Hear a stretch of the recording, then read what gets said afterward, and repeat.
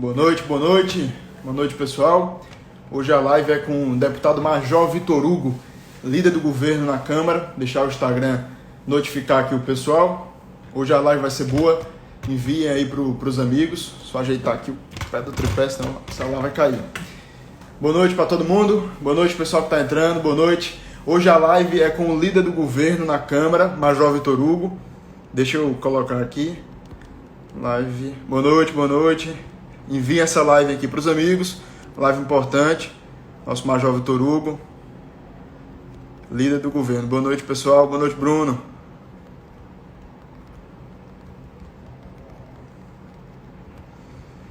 Só deixar aqui fixado para quem entrar depois também acompanhar, né? Boa noite, boa noite. Boa noite, Theo. Boa noite, Anderson Montenegro. Boa noite, Délcio. Boa noite, Luciana. Hoje a live é boa. Envia aqui para os amigos. Tem aqui o aviãozinho, né? Setinha aqui. Cliquem nela, enviem para os amigos. Compartilhem que a live hoje vai ser boa. Falar da recuperação fiscal, como é que o Brasil vai sobreviver a essa crise e passar pelo coronavírus, né? A gente vai enfrentar aí o pós-coronavírus e o Brasil tem que estar firme e forte para isso. Um abraço aí para o Luan, do Rio de Janeiro. Heloísa, Gisele, abraço pessoal. Felipe Fontinelli. Deixar aqui o Major Vitor Hugo entrar, já ele entra na live e eu aperto aqui para convidar ele. Enquanto isso, vão chamando seus amigos, né? Envia aí no aviãozinho, envia pro pessoal aqui do Instagram e bora acompanhar essa live. Boa noite, Arivan, boa noite, Bruno. Tá aqui, o deputado Major Vitor Hugo já entrou. Deixa eu chamar ele aqui. Ixi, peraí. Acabei de convidar, deixa ele entrar aqui. Boa noite, pessoal, boa noite. Tudo bom, deputado Major? Como é que tá aí, Camelo? Boa noite. Tá bem, rapaz? Tudo em paz, graças a Deus. E aí, tá na Câmara, trabalhando muito? Tô na Câmara aqui, rapaz, no meio da votação. Pesado, Fui lá com o vice-líder para falar contigo aqui. Parabéns pelo teu trabalho. Parabéns. Obrigado. Atuação. Obrigado, deputado. Tá, obrigado pelo apoio lá no Twitter. Sempre você Estamos lá no Twitter. Excepcional. Estamos lá sempre. Obrigado por ter aceito o convite. Obrigado pela participação aqui. Acho que é sempre importante, né, a gente trazer essas pautas para a ponta, para quem acompanha o governo aí, saber o que realmente está acontecendo, saber a verdade. E eu vou começar com um assunto bacana, eu vi no Twitter, mais uma mentira da imprensa, né? A imprensa mente diariamente, todo dia, toda semana, eles tiram alguém do governo, demite ministro, demite vice-líder, troca alguém. E hoje foi a vez do senhor, né? Disseram que o senhor ia sair da liderança do governo, e aí acabou sendo mentira, o senhor desmentiu no Twitter. Fala um pouco com a gente sobre isso. É muito chato, né? Toda semana tem que desmentir alguma coisa, né, que sai na mídia. É um negócio difícil, porque a liderança do governo é um ponto muito estratégico para o presidente aqui, porque é a estrutura que tem dentro da Câmara para transmitir a palavra do presidente. E agora que está vendo essa formação da base, quanto mais, toda vez que há algum movimento do governo, a gente vê que desestabiliza um pouco as relações aqui, e alguém vai lá e solta uma nota, né? Então, a gente enfrentou ano passado, vamos dizer assim, não vou dizer que foram dificuldades, mas foram desafios imensos para poder fazer valer ou fazer prevalecer em vários momentos a visão do governo sobre as nossas teses. Foi na Previdência, nós aprovamos o Acordo de Alcântara, né? Aprovamos a medida provisória da liberdade econômica, diminuímos os ministérios, né? Que eram 39 no Lula, 29 no Temer, nós chegamos a 22. E tudo isso foi uma luta que a liderança do governo participou ativamente, né? Pra você ter uma ideia, a liderança do governo são... eu sou o líder, nós temos 15 vice-líderes, nós temos 22 ministérios que são acessados pelos deputados também através da liderança do governo. São 513 deputados, são 26 partidos políticos representados. Então... É lógico que é um cargo cobiçado também. As pessoas querem, os deputados querem ser também. Então, eu entendo isso, mas graças a Deus, fake news total. Hoje estive com o presidente, né, fizemos uma... Eu vi a foto lá. Bacana, bacana. Vou até pegar aqui para você ver. Tá aí o papel. Pessoal, envia para os amigos aí, tem um aviãozinho, convidem o pessoal para a live. Importante, envia aí, convidem os amigos para assistir. Deixa eu ver o papel aí. Aqui, ó. O presidente e Fanta morre, mas não tora. A tora, não sei se você serviu, torar é dormir, né? Aí sim, sim. Ele escreveu, assinou, Eu pedi, acenda do lado aí, Major, tal. Foi bacana, porque eu, lógico, vou colocar no quadro isso aqui, né, cara? Tem que colocar no quadro, tem que colocar no quadro. Do nosso presidente. O senhor é deputado de primeiro mandato, mas tem uma história na Câmara, né? Foi assessor legislativo aí há alguns anos também. Conta um pouco, como foi que o senhor chegou, né? Foi convidado para ser candidato pelo presidente, pelo que eu li nas redes sociais, e aí foi eleito, está agora como líder do governo. Como é que foi esse processo, né? Até ser eleito deputado e estar nesse cargo tão importante. Então, eu fiquei 21 anos no Exército Brasileiro, né? Eu fiz concurso para o Exército em 94. E aí entrei, fiz escola preparatória de cadete do Exército, fui para a Academia Militar das Agulhas Negras, a mesma escola que o presidente estudou. Ministro Tarcísio também, né? Tarcísio, Wagner, General Heleno, General Ramos, né? Então, assim, o Braga Neto. Só que em períodos diferentes, né? E aí, em 2015, depois de eu ter passado pelas Forças Especiais do Exército, nas Operações Especiais do Exército, fui na missão na África, missão nos Estados Unidos, operei muito na fronteira do Brasil com vários países, operações de inteligência. Aí eu senti que eu estava satisfeito com a minha carreira militar e precisava dar uma atenção para minha família. Eu ficava muito tempo fora de casa com as operações especiais do Exército. E aí fiz o concurso para a Câmara dos Deputados. Era uma vaga no Brasil inteiro para a área de segurança pública e defesa nacional. E eu fiz esse concurso em 2014 e tomei posse em 2015. Eu passei em primeiro lugar, Deus me abençoou. E aí eu vim para a Câmara como consultor legislativo concursado, né? Os servidores concursados não podem trabalhar em gabinetes de deputados. Eu trabalhava na consultoria legislativa.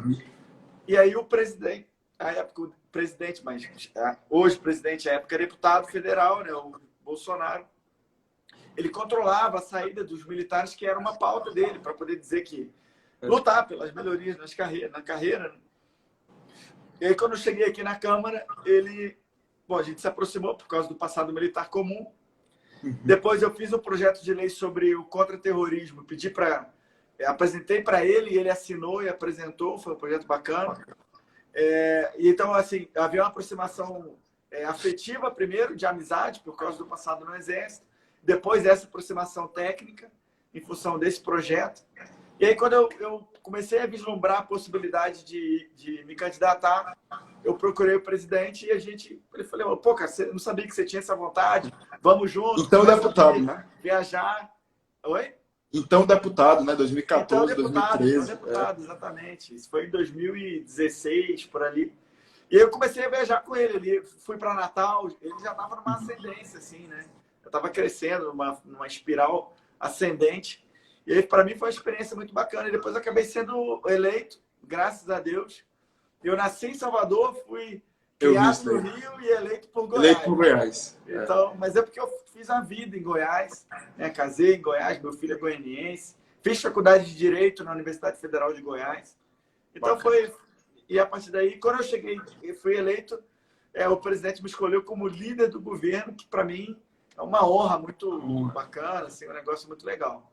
Bacana. Deixa eu fazer outra pergunta para o senhor. A questão do auxílio emergencial, tem mais ou menos aí, no começo, né, dessa questão da pandemia, a esquerda quis incorporar, dizer que a vitória de passar 200 para 600 era delas, né? A esquerda, que não tem voto nem para aprovar nada na Câmara, veio dizer que essa vitória grande para o Brasil, né, que foi esse aumento de 200 para 600, era da esquerda, mas não tem nada a ver. E o senhor foi lá no Twitter, também esclareceu isso, que foi uma articulação do senhor com o ministro Paulo Guedes. Como é que foi isso daí também? Então, Carmelo, muito bom você lembrar isso aí. Foi uma vitória do Brasil e do governo também. Porque acontece que o Paulo Guedes ele havia sinalizado inicialmente, mas não formalizado nenhuma proposta. E é natural que isso aconteça, ele sempre com os valores mais baixos, porque é o início da conversa. Então, ele falou, não, o governo vai criar um projeto, um programa, ele até falou Corona Voucher e tal, que é a ideia de ajudar as pessoas mais pobres e informais, e sinalizou na imprensa R$200. Aí o parlamento fez aquela cobrança, não, R$200 é pouco, o Guedes sinalizou, não, a gente topa 300. Aí o relator apresentou com 500. E eles achavam que o governo ia fazer uma proposta intermediária, né? Bom, se queria 200, passou para 300. Né? O relator colocou 500, vai falar 400, 350, não sei. Mas só que eu percebendo que isso era uma jogada da oposição e sabendo que realmente eram as pessoas mais carentes, né? Liguei do plenário para o presidente, falei, presidente, minha avaliação aqui é que eu acho que a gente pode avançar. Pô, imagina que nós vamos ajudar os mais pobres do Brasil, são milhões e milhões. E ele de cara falou, Vitor, vamos fazer. Vamos, né, já vou ligar para o Paulo Guedes aqui. Ele já ligou, já me deu o retorno, falou, pô, pode fazer. Aí nessa quarta-feira não votou. No dia seguinte eu tinha que guardar o sigilo da operação, senão a oposição ia pegar o discurso para eles, entendeu? Aí eu fiquei quieto, combinei com o Ramos, combinei com o Braga Neto, combinei com todo mundo, quietinho. E aí, quando chegou na hora da votação, minutos antes da votação, o presidente deu uma entrevista na porta da Alvorada e falou, não, eu topo passar para 600 e tal. Sim. Mas a oposição não acreditou muito que assim, será que é verdade? E aí eu fui lá no Rodrigo e falei, eu e o Eduardo Bolsonaro fomos lá no Rodrigo, o presidente Bolsonaro topa avançar para 600, é uma pauta meritória e tal. E a gente quer dividir o crédito com todo mundo, nós queremos aprovar junto. Só que a oposição ficou maluca, né, cara? Maluca. Não sabia o que fazer. Tipo, os caras levantaram assim, foram lá na frente. Não, mas o que tá vendo? O Bolsonaro vai topar 600 e tal. A gente, não, camarada, vai topar e vamos aprovar junto. Foi uma jogada, né? Foi uma jogada de mestre. Foi jogada de mestre. A oposição não esperava. Tanto que eles começaram com o discurso, não, a gente que tá... Nós que ganhamos, nós que aprovamos, e não foi. Eles tinham topado 500, entendeu? E a mesma coisa aconteceu com a Previdência, né? O governo manda uma proposta maior do que aquele tem que aprovar para sobreviver fiscalmente, para ser aprovada, né? Reduzindo, mas era uma proposta muito boa. E acabou sendo 1 trilhão, né? Somando as MPs lá de combate à fraude, acabou sendo 1 trilhão. Então, também foi muito positivo para o governo. Isso mesmo, foi muito positivo. Mais uma articulação. Essa MP que você falou, a 871, eu lembro bem da votação dela e na época a gente imaginava assim, o governo talvez tivesse algumas contas, mas quis ser um pouco mais conservador. A gente imaginava que ia economizar inicialmente até 100 bi em 10 anos, depois passou para 200, depois agora há estimativas que pode até superar esse valor, entendeu? Então foi uma medida provisória importantíssima e que compensou um pouco um pouquinho daquilo que foi desidratado e que é normal do processo legislativo aqui, daquilo que a gente imaginou da reforma da Previdência. Mas a soma total, você tem razão, completa, ultrapassou aí os 1 trilhão que era. Agora, imagina, Carmelo, se a gente não tivesse aprovado a reforma da Previdência. Imagina. E a economia da reforma já saiu um pouco agora, né? Saiu, acho que metade. Estão divulgando os números aos poucos, mas já saiu boa parte. Então, aí é outro desafio, né? Pós-coronavírus, como é que o Brasil vai se reerguer, se recuperar para voltar a gerar emprego? E aí tem reforma tributária, administrativa. O senhor acha que vai aprovar esse ano, que não aprova? Como é que está a perspectiva aí? Não, então, lógico que o governo quer retomar a pauta estruturante, é a nossa pauta, né? Principalmente administrativa, tributária, a revisão do Pacto Federativo, que está no Senado, revisão dos fundos também está lá no Senado. Nós temos mais de 200 fundos represando 220 bilhões de reais. E também a questão da PEC emergencial. Então, e a retomada do Plano Mansueto, porque nós aprovamos o que... Na verdade, o Plano Mansueto era aquele PLP 149, que foi meio que desfigurado na Câmara e arquivado no Senado. E depois voltou o PLP 39 do Senado, que é esse que o presidente estava discutindo hoje, os vetos junto com os governadores e o Rodrigo Maia e o Davi. Então, nós precisamos retomar.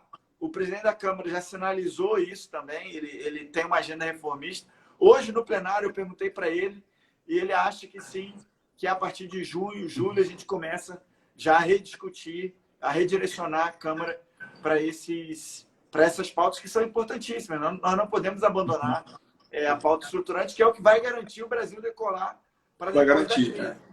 Tem também aquela proposta de reduzir o número de municípios, né, que também é importante. A maioria dos municípios do Brasil, a arrecadação deles não se sustenta, né? O município não consegue se sustentar e acaba criando uma dependência, né? Com o governo federal, com o governo estadual. E aí vem toda a amarração. O deputado faz a liga com o governador, faz a liga com o presidente da República, aí cria a dependência do município para se eleger na próxima eleição.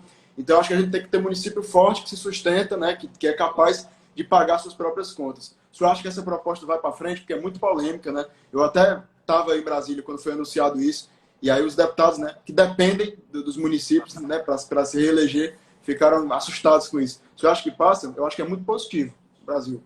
Então, a gente tem que discutir com muito cuidado. Você sabe que quando a história completa é o seguinte: quando o governo apresentou a reforma da Previdência ano passado, toda a PEC que é apresentada formalmente pelo presidente tem que começar obrigatoriamente pela Câmara. Então, a Câmara teve um protagonismo muito grande porque começou por aqui, né? E aí o presidente Bolsonaro, em conversa com o Paulo Guedes, também com o presidente Davi, né, com o Davi do Senado, falou assim: bom, vamos começar então as demais reformas estruturantes pelo Senado. Mas para começar pelo Senado, não pode ser apresentada formalmente pelo presidente.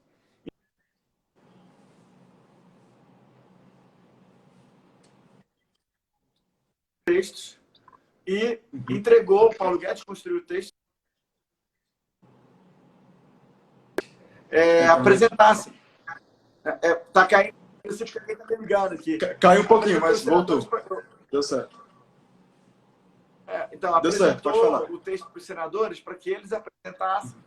E aí, essa proposta da redução dos municípios acabou não sendo uma ideia inicial do governo, mas vem com uma discussão muito interessante, como você falou, que é a ideia de que aqueles municípios que não têm um mínimo de condição de sustentabilidade, e que tenham menos de 5 mil habitantes, se não me engano, e que não arrecadem, não consigam se sustentar com um percentual que, se não me engano, acho que era 10%, não conseguem arrecadar pelo menos 10% do que eles gastam, eles seriam, então, extintos. E isso é interessante porque estimula, alguns prefeitos não instituem, por exemplo, o IPTU, porque o cara não quer ter o desgaste de ter que cobrar imposto, mas aí também ele vive da União, entendeu? Vive da União. Então, assim, e do Estado, com aquele repasse do ICMS. Então é importante assim, que a gente discuta isso.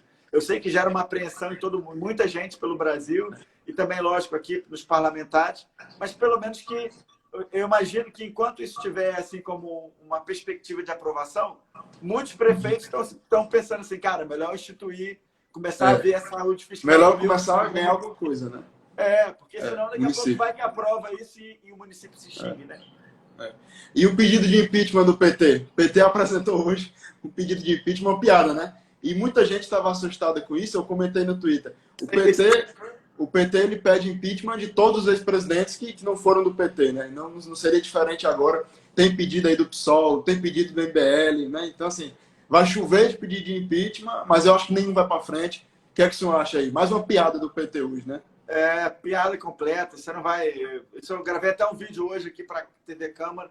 Não tem viabilidade nem política, nem jurídica para isso, sabe? Eles estão fazendo jogar confete para a militância deles. Essa é a grande verdade. Porque não tem qualquer... não vai avançar. Mais agora que a gente está constituindo a base, fazendo um esforço para isso. E os argumentos que eles estão utilizando são argumentos puramente políticos, sem qualquer fundamentação. O que eles não querem, na verdade, Carmela, é fazer com que o Brasil avance. Entendeu? Eles querem continuar naquele vazio atrasado.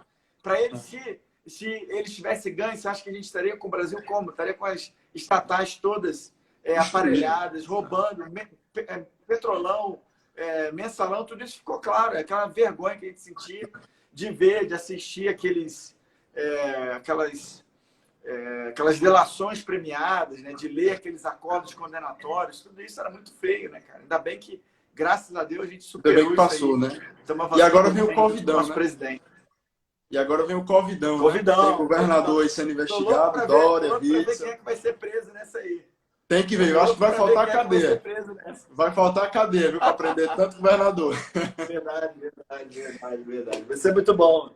Obrigado, deputado. Estamos aqui com 20 minutos de live. Vamos encerrar aqui, se iniciar para encerrar. Obrigado pela participação. Deixar o senhor dar aí o recado final para o Brasil, né, de esperança. Eu acho que a gente tem que ter esperança, né? A gente liga a televisão, é só notícia ruim, só notícia negativa. A imprensa querendo causar intriga o tempo todo. E a gente que trabalha com rede social, né, que tem um poder de comunicação, tem que se expressar, tem que dar notícia boa, notícia positiva, falar que o Brasil vai dar certo, vai voltar a crescer e dar esperança para o povo, né?